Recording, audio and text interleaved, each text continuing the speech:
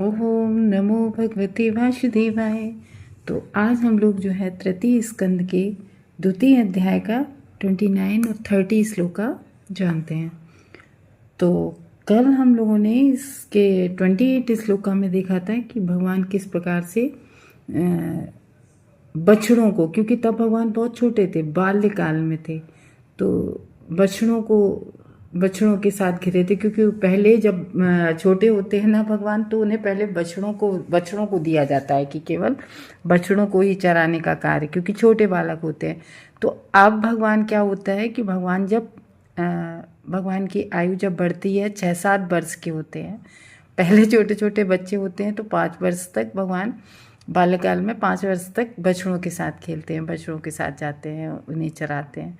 लेकिन अब 6-7 वर्ष के हो गए हैं। और हम सब जानते हैं अभी दिवाली के बाद जो अभी अष्टमी आती है उसको हम लोग गोप अष्टमी क्यों कहते हैं, गोपाष्टमी, क्योंकि इसी दिन से भगवान को जो है गाय मिली थी चराने के लिए। पहले बछड़े मिलते थे, तो जैसे ही इसको बोलते हैं पोगंड अवस्था, जब बच्चा 5-6 के ऊपर होता है तब वो बच्चा बड़ा होता है तब।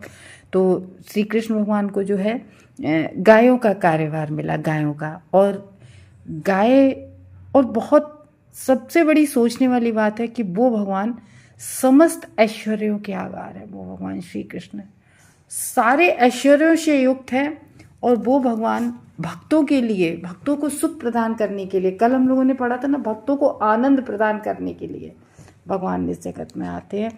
तो इस तरीके से भगवान उन ग्वाल वालों के साथ, कल जैसा कि हम लोगों ने जाना, सबसे अच्छा तो ग्वाल वालों का जो है भाग्य है कि उन लोगों के साथ भगवान जी उनके साथ खा रहे हैं, पी रहे हैं, खेल रहे हैं, और वो ग्वाल वाल भगवान के ऊपर कंधे पे चढ़ रहे हैं, मतलब सारी लीलाएं कर रहे हैं ग्वाल वालों के साथ। तो जानते हैं हम लोग इस श्लोक में क्या है। सा एव गोधनम लक्ष्म्या निकेतम शित गोवृषम चारयन्य गुणान गोपान ऋण द्वेणुरमन। तो यहाँ पर कह रहे वेणु रमीत, यानी कि भगवान क्या करते हैं, वंशी को और बजाते हैं। तो भगवान अत्यंत सुंदर गाय और बैलों को चराते हुए, तो भगवान को अब बड़े हो गए, भगवान 6-7 वर्ष में पड़ गए, 6वें-7वें वर्ष में आ गए, तो भगवान को मिल गई गाय चराने के लिए, बड़े हो गए। तो और इस तरीके से गाय बैलों को, और वो गाय कैसी हैं, वो बहुत ही सुंदर हैं। तो समस्त, और हम सब लोगों ने पढ़ा था ना श्री कृष्णा बुक में कि नंद बाबा के जो है, वो नंद बाबा 9 लाख गाय रखते थे। और पिछले श्लोक में हम लोगों ने 27वें में ये भी पढ़ा था कि नंद बाबा जो थे वो वैश्य थे, यानी कि वो गायों को रखते थे, और भूमि, यानी कि जो कंस की भूमि थे उनके भूमिधर थे। राजा भोज कंस को बोलते हैं ना, भोज राजा, तो कंस के भूमिधर थे।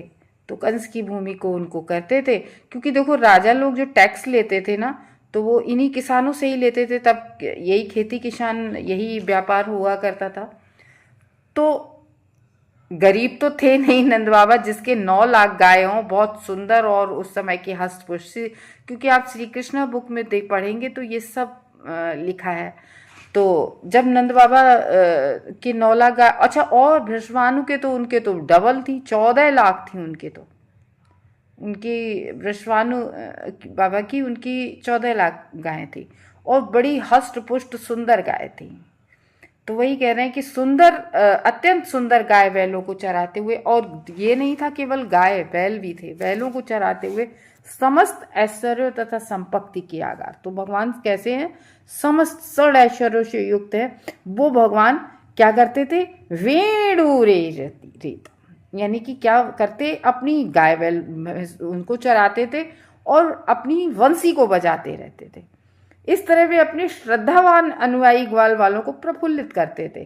तो इस तरीके से वो जो श्रद्धावान, हम लोग जान चुके हैं कि ये ग्वाल बाल, ये गोपिकाएं, ये कौन थी, जो कई जन्मों से तपस्या कर रहे थे, भक्ति कर रहे थे, तब उन्हें भगवान के साथ रहने का इस तरह से अवसर प्राप्त हुआ था। तो उनको प्रफुल्लित करने के लिए, क्योंकि उनकी भगवान की जब वंशी बजती थी, तो ऐसा नहीं था कि उनकी वंशी से केवल गोपिकाएं ही आकर्षित होती थी, सभी लोग, और यहाँ ग्वाल वालों को भी बड़ा आनंद मिलता था जब वो गाय चराने जाते थे। तो इस तरीके से इसमें कह रहे हैं कि जब भगवान बड़े हुए तो भगवान कृष्ण को सारी जो बहुत सुंदर भी थे, हम लोग जानते हैं कि किस तरीके के भगवान का सुंदर रूप था, और गाय भी बहुत सुंदर थी, और उनको चराने के लिए, और वो गाय बैल उन सबको चराने के लिए, और वो कैसी थी गाय बैल, केवल वाइट नहीं थी गाय बैल, मतलब कई वैरायटी की गाय भी होती हैं। तो कोई भूरे रंग की होती है, कोई सफ़ेद रंग की होती है, गाय काली रंग की भी होती है। इनकी अलग अलग नस्ल होती हैं, तो कई तरह, मतलब कई रंगों की गाय होती हैं। तो उन गायों को, बहुत सारी गाय उनको चराते हुए, बंसी बजाते हुए, और जो इसमें बता रहे हैं कि अनुवाद में श्रद्धावान अनुयायी, यानी कि वो सब श्रद्धावान थे, मतलब पहले तो सब साधु संत थे ही, पिछले जन्मों में भक्ति कर कर आए थे। तो यहाँ भी ये वो इस यहाँ जब ब्रज में भी थे जो ग्वाल वाल के रूप में, ये भी उनके अनुयायी, मानी कि आगे आगे भगवान श्री कृष्ण चलते थे गाय चराने के लिए, कृष्ण और बलराम, और पीछे पीछे वो सारे ग्वाल वाल चलते थे। तो उनको भी बड़ा आगे आगे अपना बंसी बजा रहे, गायों से घिरे या बंसी बजाते हुए चले जा रहे भगवान श्री कृष्ण, और पीछे उनके जो ग्वाल वाल थे उनके पीछे पीछे आ रहे होते हैं, वो बड़े प्रफुल्लित, बड़े प्रसन्न हो रहे होते हैं, ये बता रहे हैं। तो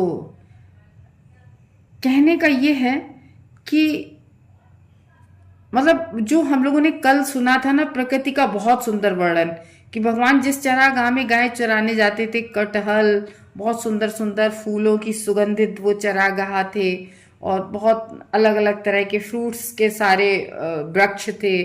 तो बड़ा सुंदर वातावरण था, और बीच में यमुना नदी बह रही हैं, और पक्षियों का कलरव हो रहा है, क्योंकि जब बहुत सारे फल लगे होते तो पक्षी भी, फलों से लदे होते तो पक्षी भी वहाँ पर खूब सारे रहते हैं। तो इस तरीके से कह रहे हैं कि भगवान चरागाहों में गायों तथा बैलों की देखभाल करने का काम इस तरीके से भगवान को सौंप दिया गया था। इस श्लोक में ये बताया गया है कि गायों को, अब गाय और बैलों को भी सौंप दिया गया भगवान जब बड़े हुए।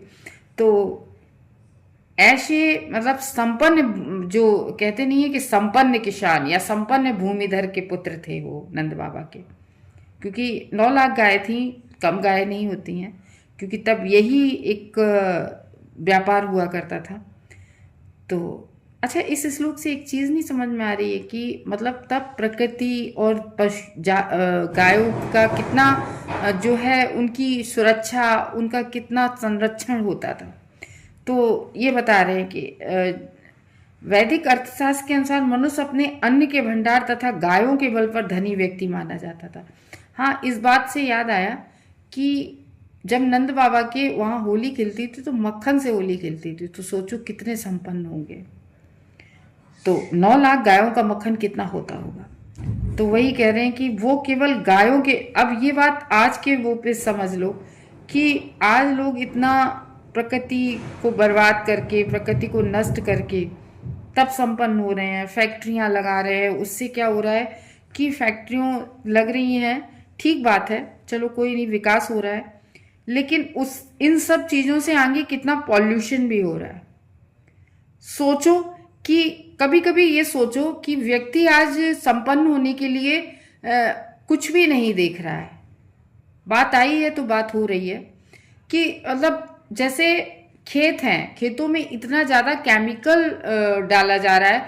कल को आप भूमिधर तो होंगे, आपके पास 100 बीघा खेत तो होगा, क्या होगा जब उस खेत से आपकी खेती नहीं होगी, तो आपकी संपन्नता कैसे बरकरार रह सकती है। ये बात सोचने की जरा बात है। गंगा मैया, यमुना मैया, इतना गंदा लोग कर रहे हैं कि मतलब इससे ये कह रहे हैं कि लोग सोचते हैं कि हम प्रकृति के पास जा रहे हैं, लेकिन आप तो प्रकृति के दूर हो रहे हैं, क्योंकि उस प्रकृति को बर्बाद कर रहे हैं। क्या क्या होने लगा है कि ऋषिकेश और देहरादून जाके पता है क्या वो छड़ी लेके उससे वो करते हैं उस पे, मतलब क्या सोचो जब बर्फ नहीं होगी, वहां गंगा मैया नहीं होगी, कुछ नहीं होगा, तो फिर आगे कैसे क्या होगा। क्या आप विकास के नाम पे कर क्या रहे हैं, ये सोचने वाली बात है। खैर कलयुग है, कौन सोचता है, किसके पास इतना समय है, पैसे बनाने की सब सोचते हैं। तो वही मतलब ये लाइन आई तो इस लाइन से कह रहे हैं कि वो केवल पशुओं के बल पे इतने धनी थे, गायों के बल पर धनी व्यक्ति माना जाता है। केवल इन्हीं दो वस्तुओं गाय तथा अन्न से मनुष्य अपनी खाद्य समस्या का हल कर सकता है। क्या होगा कल जब आपके पास रुपए बहुत सारे होंगे और खाने के लिए अन्न नहीं होगा? जरा सोचने वाली बात है। तो मानव समाज को अपनी आर्थिक समस्याओं का हल करने हेतु केवल पर्याप्त अन्न तथा पर्याप्त गायों की आवश्यकता होती है। ठीक है, तो पर्याप्त गाय हो, क्योंकि गायों से दूध मिलता है। गाय का दूध अगर हम उससे पैसे भी कर सकते हैं। पहले के जमाने में क्या होता था, ये बात आई, हम गांव जाते थे तो दादी से हम कहते थे, अपनी दादी से, कि दादी हमें हमें टॉफी खानी है, या हमें कुछ भी, जो गांव पे छोटी छोटी गांव में दुकानें होती थी तो सब चीज मिलती थी। तो दादी से हम जब कहते थे, पता है दादी हमें गेहूं दे देती थी। तो गेहूं से जाके हम वो चीज ले आते थे। एक थोड़ी देर बाद आइसक्रीम वाला आया, दादी हमें आइसक्रीम खानी है, दादी ने फिर गेहूं दे दिया, गेहूं दे के हमने आइसक्रीम ले ली। फिर थोड़ी देर बाद हमने देखा कि फल वाला आया, ये बहुत पहले की बात है जब हम बहुत छोटे थे। फल वाला आया तो दादी ने फल खरीदे तो भी गेहूं दिए। तो पहले ये, तब फिर हमें बाद में समझा गया, हमने कहा गेहूं के बदले ये सब चीज मिल जाती है क्या? हमारे शहर में हम लोग जब रहते हैं तो वहां पैसों से हर चीज मिलती है। तो पहले यही होता था, जिसके घर में, जैसे किसी के घर गेहूं हुआ तो उसने उसको गेहूं दे दिया, दूसरे के घर बाजरा हुआ तो उसने उसको बाजरा दे दिया, किसी के घर फल हो गए, किसी के अनाज हो गया, तो अदला बदली ये हो जाती थी। तो वही कह रहे हैं कि अन्न तथा पर्याप्त गायों की आवश्यकता होती है। इन दोनों वस्तुओं के अतिरिक्त बाकी सारी वस्तुएं कृत्रिम आवश्यकताएं हैं, जिन्हें मनुष्य ने अपने मूल्यवान मनुष्य जीवन का हनन करने तथा व्यर्थ की वस्तुओं में अपना समय नष्ट करने हेतु उत्पन्न किया। तो यहां यह बात समझी जाती है कि आज गाय तो सड़कों पर जा रही हैं, घूम रही हैं ज्यादातर, और घर में कुत्ते पाले जा रहे हैं। घर में जो आपने देखा होगा लोग मुर्गी पालते हैं, किस लिए? क्यों? उनके बच्चों को खाने के लिए, मांस को खाने के लिए। ये कबूतर पाले जाते हैं उनके मांस को खाने के लिए। कौवे नहीं पालते हैं, वो भी कौवे तो पक्षी हैं, क्योंकि उनका मांस अभी नहीं खाया जाता है। तो ये है कि मतलब एक मनुष्य को जीवन जीने के लिए अन्न और दूध, मतलब गाय और भूमि होनी चाहिए, ये पर्याप्त। तभी ऋषि मुनियों के लिए भी पुराने समय में यही हुआ करता था और लोग बहुत संपन्न होते थे उनसे। तो मानव समाज के शिक्षक के रूप में भगवान श्री कृष्ण ने अपने कार्यों से ये दिखलाया है कि वैश्यों को गाय तथा बैल पालने चाहिए, क्योंकि हम लोगों ने पढ़ा था ना कि वैश्य लोग गायों का संरक्षण करते थे। इन मूल्यवान पशुओं को संरक्षण प्रदान करना चाहिए। तो स्मृति के नियमों के अनुसार गाय मनुष्य जाति की माता और बैल पिता है। ये माता कैसे? गाय को पृथ्वी का भी रूप कहा जाता है, तो पृथ्वी माता होती है, गाय माता होती है, और बैल पिता होता है। तो यहाँ पर इस बात से भी ये होता है कि लोग जो कहते हैं कि केवल गाय को खिलाना चाहिए, गाय को रोटी खिलाना चाहिए, नहीं, गाय के साथ साथ हमें बैलों को भी देना चाहिए। गाय माता तो बैल पिता होता है, क्योंकि मनुष्य जिस तरह माता के स्तन का दूध पीता है उसी तरह से मानव समाज गाय का दूध पीता है। इसी तरह से बैल मानव समाज का पिता है, क्योंकि पिता बच्चों के लिए उसी प्रकार कमाता है जिस तरह कि बैल अन्न उत्पन्न करने हेतु भूमि, पहले के जमाने में ट्रैक्टर वैक्टर नहीं हुआ करते थे, बैलों की जोड़ी में हल लगा लेते थे, उसी से खेत जो है जोते जाते थे, तो इसलिए बैल को पिता मानते थे। मानव समाज पिता तथा माता का वध करके जीवन आत्मा का हनन कर देगा। यहाँ इसका उल्लेख हुआ है कि सुंदर गाय तथा बैल विभिन्न चौकड़ीदार रंगों वाले, तो इसमें यह बता रहा कि जो इसमें जो सुंदर शब्द आया है कि सुंदर गायों से भगवान घिरे रहते थे, तो इसमें बताया कि गायों के विभिन्न प्रकार के रंग हुआ करते थे, जैसे लाल, काले, हरे, पीले, धूसर, धूसर मीन्स होता है भूरे। उनके रंगों तथा स्वस्थ हंसमुख चेहरों के कारण वातावरण उल्लासपूर्ण होता था। स्वस्थ गाय होती थी, दिखने में बड़ी सुंदर लगती थी, रंग बिरंगी गाय होती थी कई रंगों की, जो बहुत सुंदर लगती थी। इन सबसे भी अधिक था कि भगवान अपनी सुविख्यात बंसी बजाते थे। उनकी बंसी की ध्वनि उनके मित्रों को दिव्य आनंद प्रदान करती थी, जिससे वे निर्विशेषवादियों द्वारा बहु प्रशंसित ब्रह्मानंद की बातें भूल जाते थे।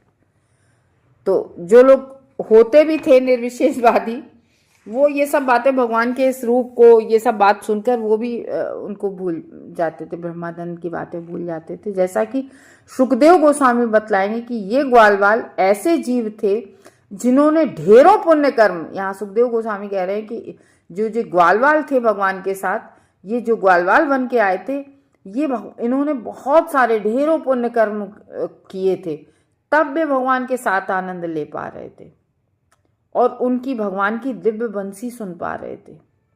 तो जब आप ब्रह्म संहिता देखेंगे, ब्रह्म संहिता का जो 5वां अध्याय है उसका 30वां श्लोक है, उसमें भगवान की बंसी बजाने की पुष्टि हुई है। यानी कि ये बात हवा में नहीं कही जा रही है, कि जो बात आपको बताई जा रही केवल भागवत में ही नहीं है, ये ब्रह्म संहिता में ब्रह्मा जी ने भी लिखा है। क्या लिखा है? ये श्लोक है ब्रह्म संहिता का। वेणुम क्वणन्तम अरविंद दयालयच्छताक्षम ब्रह्मवतम समस्तिम बुध सुंदरांगम कंदर्भ कोटि कमनीय विशेष शोभम गोविंदम आदि पुरुषम तम हम भजामी। तो ब्रह्मा जी कह रहे हैं कि हे गोविंद, मैं उन गोविंद आदि पुरुष को भजता हूँ, मैं उन आदि भगवान गोविंद की पूजा करता हूँ जो क्या करते हैं? वेणु क्वणन्तम अरविंद दयालयच्छम, यानी कि जो क्या करते हैं? वेणु दिव्य बंसी बजाते हैं और उनकी आंखें कैसी हैं? कमल के फूलों जैसी हैं। और वे क्या करते हैं? ब्रह्मवंत समात सुंदरांगम, यानी कि मोर पंख से वो कैसे हैं? सुंदरांगम, सुशोभित हो रहे हैं। और उनके शरीर का रंग कंदर्प कोटि कमनीय विशेष शोभनम, कंदर्प कोटि है, यानी कि उनके शरीर का रंग नवीन श्याम बादल के सदृश है। बारिश होने से पहले जो बादल होते हैं ना, वो बादलों जैसा रूप है उनका। और उनका शारीरिक स्वरूप करोड़ों कामदेव से भी अधिक सुंदर है। और भगवान का जो सोचो, कामदेव बता रहे हैं कि कामदेव इतने सुंदर होते हैं और भगवान कितने सुंदर हैं, करोड़ों कामदेवों से भी अधिक सुंदर है। एक नहीं, करोड़ों कामदेव आ जाए, उन करोड़ों कामदेवों को मिला के उनसे भी ज्यादा सुंदर है। तो ये भगवान का विशेष गुण है, भगवान से सुंदर कोई नहीं है। अब हम लोग 30 श्लोक सुनते हैं। 30वां। प्रयुक्तान भोजराजेन मायेना काम रूपिना लीलया व्यनुन्दतासस्तान वालः कीर्णन कान्यवः। तो कह रहे प्रयुक्तान, प्रयुक्तान मीन्स क्या? लगाए हुए। क्या? भोजराजेन, भोजराजेन, फिर भोज के राजा, भोज के राजा कौन थे? कंस थे। तो भोज के राजा कंस द्वारा मायना, मायना मतलब मायावी, बड़े बड़े मायावी राक्षस भेजे नहीं गए थे कंस के द्वारा। तो मायना यानी कि मायावी। मायावी कैसे होते हैं? कि आते हैं किसी अपना दूसरा रूप बदल कर आते हैं और तुरंत अपने रूप को बड़ा कर लें, छोटा कर लें, सांप बन जाएं, बिच्छू बन जाएं, कुछ भी अपना स्वरूप बदल लें, ये माया होती है। मतलब बड़े बड़े मायावी काम रूपणा, यानी कि काम रूपणा अपनी इच्छा के अनुसार शरीर धारण कर ले, कोई भी शरीर। और लीलिया वही लीलाओं के दौरान हैं। और क्या करा? व्यनुदन, भगवान जब बाल लीला में थे वहाँ पर ब्रज लीला में, तो जब भगवान गौएं चराने जाते थे, तो हम लोगों ने भगवान की बाल लीलाओं में पढ़ा था, भगवान जब गौएं चराने जाते हैं तो वहाँ पर कई बार अलग अलग राक्षसों को, जो मायावी राक्षसों को जो है कंस भेजता था। कभी कंस भेजता था, देखो पहले तो पूतना को भेजा, बकासुर को भेजा बगुला बन के, केसी को भेजा, धेनुकासुर को भेजा, वो गधे के रूप में आया था, अघासुर को भेजा, वो सर्प रूप में आया था, प्रलंबासुर को भेजा था, उनको बलराम जी ने मारा था। और भगवान लीला करते ही करते मार देते थे, किसी को कोई नहीं। और एक बार तो सारे ग्वालवाल थे और पूरे में गाय, वो राक्षस आया और उसने पूरे जंगल में आग फैला दी। आग भगवान ने कहा सब लोग आंख बंद कर लो, सब लोग आंख बंद कर लो। और सबकी आंखें बंद करा के भगवान पूरी अग्नि को पी गए थे। तो कह रहे इतनी बाल लीलाओं में, इतने छोटे थे भगवान, लीलाओं में कितने बड़े बड़े मायावी असुरों को भगवान ने मार डाला। कैसे? लीला में मात्र, कोई कठिनाई नहीं हुई, उन्हें लीला करते हुए ही मार डाला। तो वो कह रहे भोज के राजा कंस ने श्री कृष्ण को मारने के लिए बड़े बड़े मायावियों को लगा रखा था, हैं। कोई कैसा भी रूप धारण कर सकता है, कोई कैसे भी कुछ भी कर सकता है। किंतु जैसे पूतना थी, राक्षसनी थी, कितनी सुंदर औरत बनकर आई थी, बिल्कुल साध्वी बनकर आई थी, किंतु अपनी लीलाओं के दौरान भगवान ने उन सबों को उतनी आसानी से मार डाला। कैसे मार डाला? जैसे कि वेनुस्तान वाल क्रीड़न का निवा, कैसे काम मार डाला? वाला क्रीड़न का बिना, जैसे कि कोई छोटे बच्चे जो खिलौने को तोड़ डालता है, ऐसे ही उन्होंने इतने बड़े बड़े मायावी राक्षसों को मार डाला। छोटे बच्चे को कोई दे दो मिट्टी का खिलौना या प्लास्टिक का खिलौना, तो बच्चा क्या करता है? खेलता रहता है और एकदम से आसानी से कभी पटक के, झटक के, या जैसे भी बच्चा तुरंत अपने खिलौने को तोड़ डालता है। वैसे ही जो कंस द्वारा प्रेरित जो मायावी राक्षस थे, जो अपनी इच्छा अनुसार कोई भी भेष धारण कर सकते थे, ऐसे उन असुरों को भगवान ने मार दिया। और कैसे मार दिया? जैसे एक बालक होता है छोटा, वो एक मतलब मिट्टी आदि का जो छोटा मोटा बना, जैसे तृण आदि को तोड़ देते हैं, घास को उखाड़ के फेंक देते हैं, ऐसे भगवान ने खिलौनों को, सिंगारी खिलौनों को खेल खेल में तोड़ दिया। तो बालक को चाहे शेर की मुखौटा का दे दो, चाहे कोई दे दो, बालक क्या जानता है? बालक क्या, शेर का खिलौना दे दिया तो बालक क्या ये कहेगा कि जे शेर है, जे गधा है तो शेर को नहीं मारेंगे, शेर अपना डरावना होता है? नहीं ना, बालक को कुछ भी पता नहीं होता है। बालक तो अपना खेल खेल में सब तोड़ डालता है, फेंक डालता है। तो उसी तरीके से भगवान ने इतने बड़े बड़े जो राक्षस भेजे गए थे कंस के द्वारा, मायावी, उन सबको भगवान ने लीला करते हुए, लीला के दौरान भगवान ने उन सबों को उतनी ही आसानी से मार डाला जैसे एक छोटा बच्चा खेल खेल में मार। तो इस तरीके से कह रहे हैं, जो नास्तिक कंस होता है वो कृष्ण को जनते ही मार डालना चाहता था, क्योंकि उसने इसीलिए देवकी वसुदेव को अपने उसमें रखा था, बंदी गृह में, और कहा जो भी बच्चा पैदा होता था उसको तुरंत वो जेल से ले आता था और मार डालता था। तो इस तरीके से वो, क्योंकि उसको वो इसीलिए उन्होंने जेल में बंद रखा था, क्योंकि भविष्यवाणी हुई थी कि 8वां पुत्र मारेगा तो मार डालेगा। तो इसलिए वो कंस ने ये सोचा कि मैं ही सारे बच्चों को मार डालूंगा तो मुझे कोई क्या मारेगा। तो नास्तिक था बिल्कुल कंस, श्री कृष्ण को जनते ही मार डालना चाहता। तो वह ऐसा करने में लेकिन वो विफल रहा, क्योंकि भगवान की ऐसी कृपा हुई कि नंद बाबा जाके और ब्रज में छोड़ आए थे, वहाँ पर वसुदेव जी छोड़ आए थे नंद बाबा के यहाँ, तो वहीं भगवान का पालन पोषण हुआ। किंतु बाद में उसे ये जानकारी मिली कि कृष्ण वृंदावन में नंद महाराज के घर में रह रहे हैं, क्योंकि जब राक्षसों को भेजा और वो सारे राक्षस मर गए तो उसको समझ आ गया, उसको ये समझ आ गया कि ये तो शायद तब नहीं समझ में आया था कि ये वसुदेव का पुत्र है, लेकिन उन्हें ये लगा कि ये जो नंद बाबा के घर है बच्चा, ये बच्चा हमें मार सकता है, ये ऐसे इतने बड़े बड़े मायावी राक्षसों को मार डालता है। तो उससे उन्हें खतरा समझ में आया।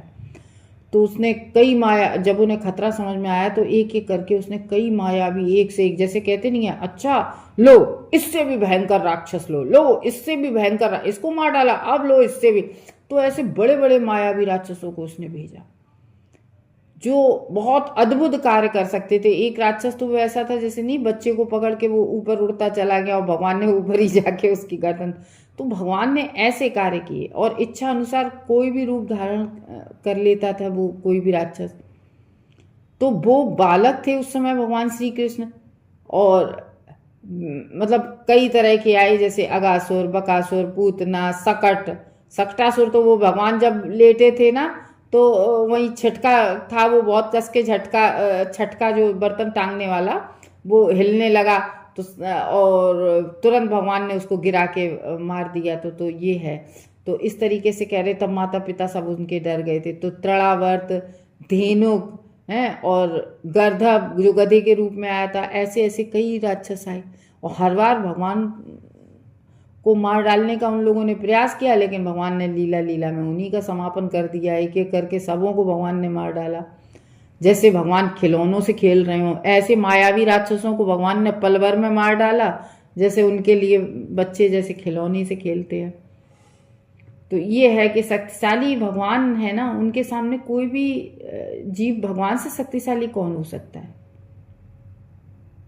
तो ये है, कोई भी व्यक्ति किसी भी तरह ईश्वर से बढ़कर नहीं हो सकता, किसी भी तरीके से ईश्वर से बढ़ के कोई भी व्यक्ति नहीं हो सकता। तो वो कह रहे हैं कि कोई भी व्यक्ति ना तो भगवान के समकक्ष है, ना तो भगवान के समान हो सकता है कोई। तो जब समान ही नहीं हो सकता है तो बड़ा कोई कैसे हो सकता है? जब समानता ही नहीं ला सकता तो उनसे ऊपर कैसे कोई हो सकता है? तो इस तरीके से कह रहे हैं उनकी समता तो कोई भी नहीं कर सकता। चाहे कोई ज्ञान योग में निपुण हो, योग तथा भक्ति, ये आध्यात्मिक साक्षात्कार की 3 मान्य विधियां। तो कोई ज्ञान के बल पे, कोई योग के बल पे, कोई भक्ति के बल पे, ये है। तो ऐसी विधियों की पूर्णता मनुष्य को आध्यात्मिक मूल्यों में जीवन में वांछित गंतव्य तक पहुंचा सकती है। किंतु इसका अर्थ ये नहीं है कि ऐसे प्रयत्नों से मनुष्य भगवान की तरह पूर्णता प्राप्त कर सकता है। कोई कितनी भी आध्यात्मिक प्रगति कर ले, या कोई कितना भी ज्ञान प्राप्त कर ले, कोई कितना भी अष्टांग योग कर ले, लेकिन भगवान के बराबर भी नहीं हो सकता है। तो पूर्णता तो बहुत दूर की बात रही। तो भगवान प्रत्येक अवस्था में भगवान ही रहते हैं, चाहे वो यशोदा माता के गोद में शिशु की तरह हो, या ग्वाल वाले के रूप में अपने दिव्य मित्रों के साथ खेल रहे हो। भगवान हमेशा, चाहे बाल रूप में हो, चाहे किसी भी अवस्था में हो, भगवान का जो गुण होता है, षड ऐश्वर्यों से किंचित मात्र उनकी कमी नहीं आती है। इस तरह से भगवान हमेशा सदैव अद्भुत है। तो ये बताया गया है कि भगवान, इन दोनों श्लोकों में भगवान का जो, एक तो देखो भगवान के रूप की बड़ी चर्चा हुई, भगवान कितने सुंदर हैं। दूसरा, भगवान कितने बलशाली हैं, उनसे बढ़कर कोई भी नहीं हो सकता। ठीक है, भगवान हमेशा षड ऐश्वर्यों से युक्त होते हैं। तो ये है यहाँ पर विदुर महाराज और उद्धव जी भगवान की जो बाल लीलाएं हैं उनका इस समय जो है वर्णन चल रहा है, भगवान की याद कर रहे हैं। हरे कृष्ण भक्तों।